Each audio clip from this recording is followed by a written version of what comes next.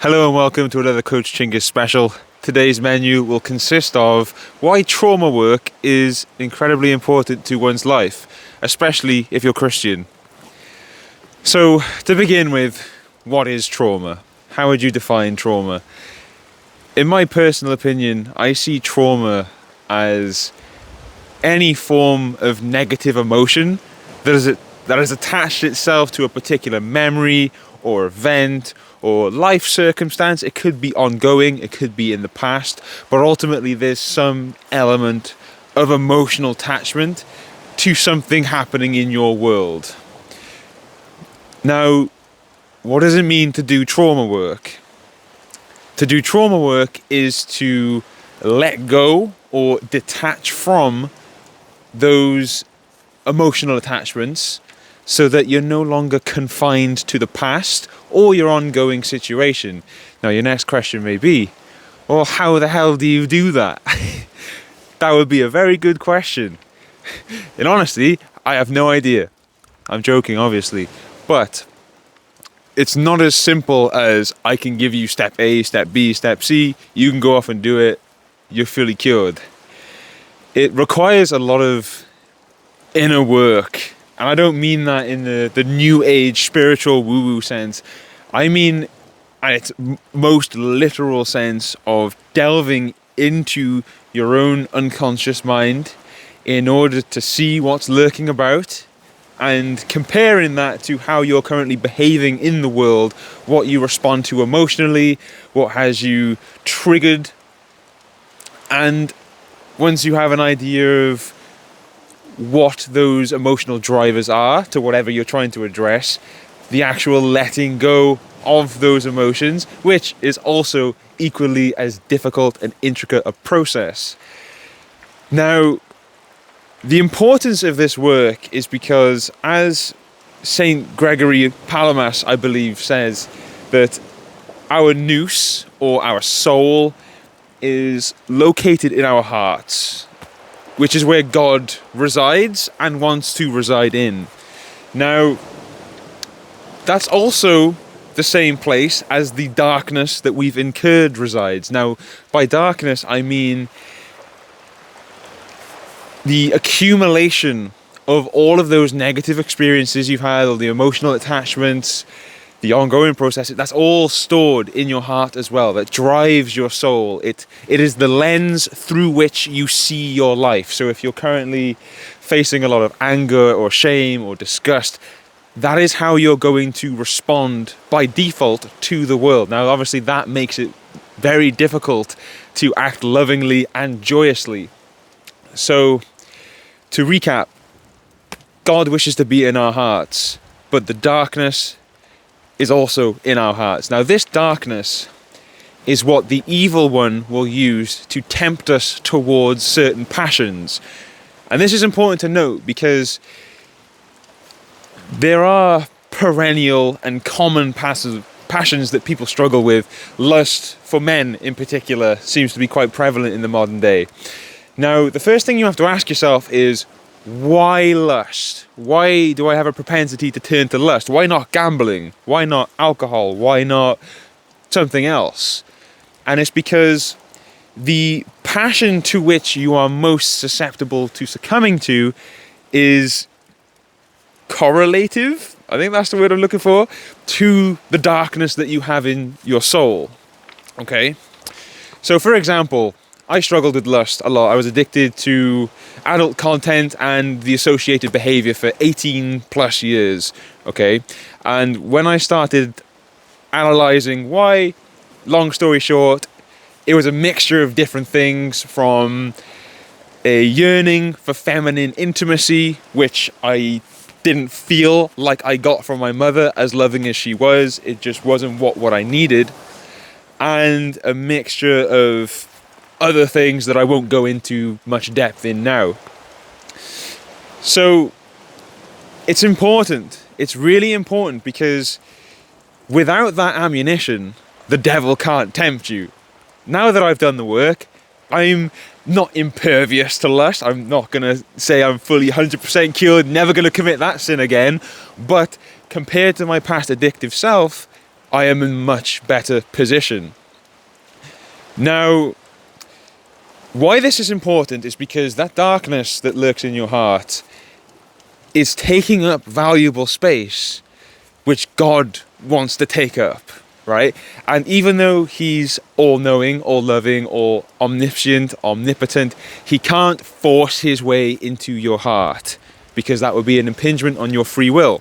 So it's up to us as Christians to delve into our unconscious, just as Christ had to delve into Hades, into the underworld, in order to bring up Adam and Eve and reincarnate.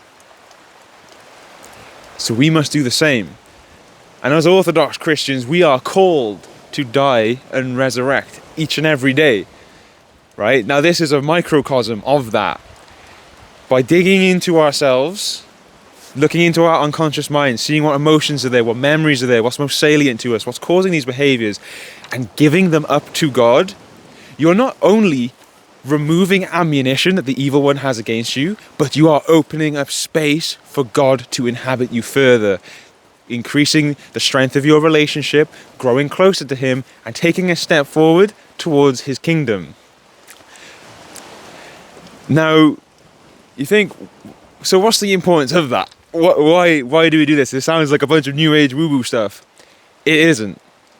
I can speak from personal experience and the experience of my clients that when you start doing this work, you become more loving. Not just to those that you already love, family members, friends, but to the world, to everything around you, to the sound of the waves crashing on the beach, to the awkward footing that I'm currently trying to balance on these rocks right now. But it's fun. This is enjoyable. But prior to doing this work, I would have detested everything that I'm doing about this. Now being on camera, talking to you, expressing my emotions, being out in nature. The darkness in our hearts not only leads us to certain temptation, but it acts as darkness. It shrouds the light of God, which is ever present around us. But as I mentioned before, as God can't force his way into our hearts, he can't also force us to see the light. We have to have eyes to see and ears to hear. It's a voluntary choice. Now, this work is incredibly difficult for that reason. It is a sacrifice. It is a sacrifice of self, of past self. Because all those emotions, all those experiences that you're negatively attached to, they are essentially a smaller past version of yourself that lurks within, that's screaming out for attention, that wants to be heard. Feel me, experience me, listen to what I'm trying to tell you. This may take the form of intrusive thoughts. This may be what drives you to doom scroll on your phone for 3 hours, because when you have a moment of silence, everything starts bubbling up in your mind and you can't bear to stare at your own shadow. And that's completely fine. I empathize with that all too well, and I spent most of my life doing that myself. But this is why I'm bringing this importance to you today, because the magnitude of life to which you're able to experience once you've removed the baggage, once you've removed the darkness, once you have brought God's light into that hopefully vacant space by the end of it, it is unimaginable until you've experienced it for yourself. Because as children, we are born utterly perfect, right? Which may sound heretical. Jesus is the only perfect human, after all. And it wears off extremely fast. If not milliseconds, nanoseconds after we're born, it's gone. Because the world corrupts us. Every time your parent shouts at you, every time you hurt yourself, every time you experience something that has you withdraw inwards and you can't express yourself, that stores inside you, in your soul. You can explain this psychologically as ego defense mechanisms or some sort of psyche anomalies that form over time, but ultimately the world slowly corrupts our souls as we go through life. Our passions, that of pride, for example. Pride is a warped sense of humility. We're all born completely humble. Okay? You ever see a 2-year-old walking around like, I'm the best person in the world, I can do anything?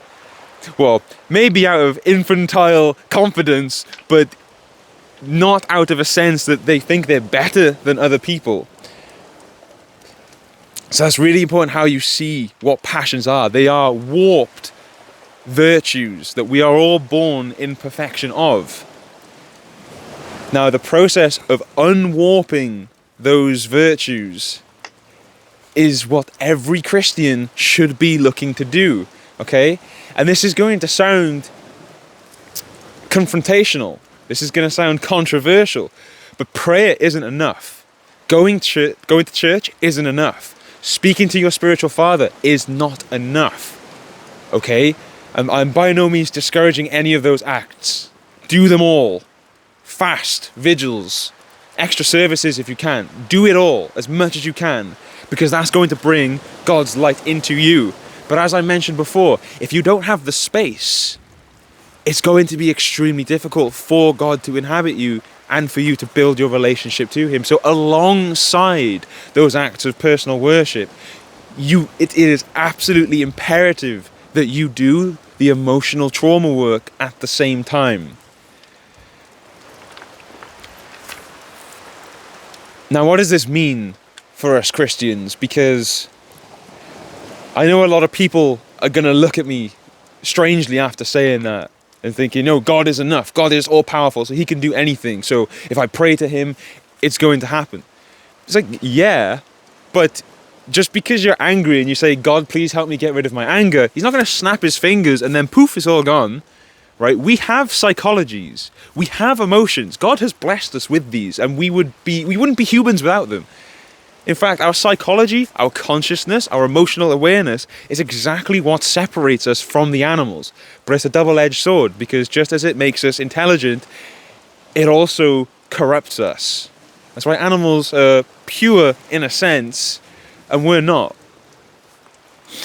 So please don't mistake this for me trying to usurp God with an idol of psychology and emotional trauma work.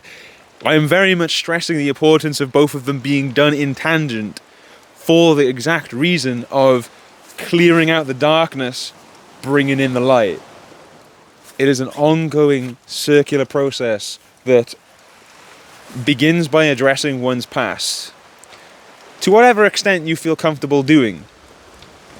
I'm sure every single one of you watching right now has had a singular instance where something so terrible has happened to you, you weren't able to express yourself fully, you didn't know how to handle it. It's still there. You think about it now. You know what you're thinking about. As soon as I said that one thing came to your mind, and I bet you already feel that. Whatever it is, the anger, the frustration, the sadness, the loneliness, it's in you. It's still there. Okay? And that's not going to go by praying it away. What God will do, He will nudge you in the direction of handling it yourself. He'll open the door for you to do the work. But you have to walk through it. You can't stand at the door and expect all of your emotional problems to go away. Nothing is permanent unless you want it to be. Any trauma, anything, like the most horrendous thing can happen to you. And you can clear it out of your system. You can cleanse your soul of the damage the world has caused to you, no matter the magnitude. I promise you that. Okay, but you have to do the work. You have to face your shadow. You have to stare into the abyss to the point it stares back and pulls you in. And it's terrifying. I'm not going to lie to you. I've had to deal with some pretty horrific moments in my life that have all had to be relived and re-experienced for the sake of allowing God to take it from my soul and cleanse me and purify me. And glory to Him for that, because I'm a completely different man as a result of that work. Excuse the sniffling. As you can tell, it is a cold winter's day in the UK. So take what you want from this. A lot of people will shrug their shoulders and say, just gotta push through, just another day, 1 foot forward. And to those people, I commend you, because it does take a significant amount of strength to ignore the decades of emotional abuse the world has inflicted on you. But just know that you're going to be inhibited in every way. You're not going to ever experience life to the fullest grandiosity of which you would be able to had you done the work. And I say this as someone that is relatively pure compared to who he was even a year ago. And I walk through the world seeing everyone with their own traumas and their own emotional disturbances and how they act and behave in the world, knowing that it's a very simple process for them to not be that way anymore, because no one wants to be that way. Someone cut you off in traffic and you're like, oh, and then afterwards you just look like an idiot, you feel like an idiot, you're like, why did I just have such a horrible reaction to something so simple? Did your child step out of line and you hit her? Or you shouted at her, and now your child's traumatized and scared and crying? What are you going to do about that? Are you just going to ignore that you have this darkness in you? Or are you going to make the change that you know intrinsically, deep down, needs to be made in order for you to cleanse that darkness from you, to become a better person, to strengthen our unity and grow in your relationship to God? Now, I can help you with this. I'm not going to turn this into a sales pitch. But you need to take that step forward to reach out. I'm trying to find people that need help, but more often than not, the emotions that are inflicting people on a daily basis are the same emotions that are preventing them from getting help. A leap of faith is necessary. You have to take the plunge every now and then to just grit your teeth and say, I'm going to venture into the unknown. I'm going to slay the dragon of infinite potential and chaos in order to retrieve the treasure that he sleeps on. But what I can promise you is the life you'll experience on the other side is one worth living over and over again. I would not be stood here as a coach helping people with their emotional disturbances and their overall spiritual life had God not put me through the process of conquering my own demons and navigating me towards what I truly, truly believe is the purpose that he wants me to commit to in this life, among other things.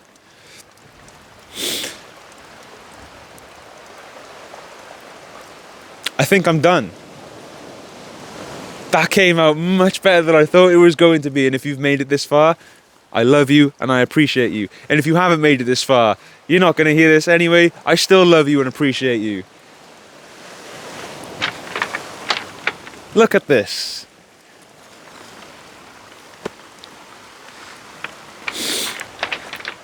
This is life, this is love, this is joy, this is God's creation, and we are all blessed to be able to take singular breaths,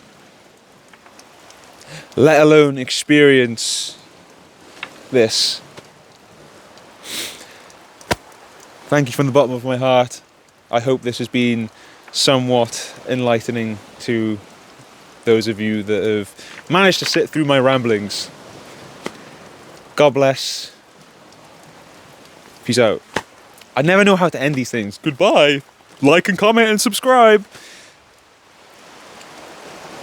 I mean, I kind of want you to, so I am going to leave that in. But yeah, thank you. Goodbye.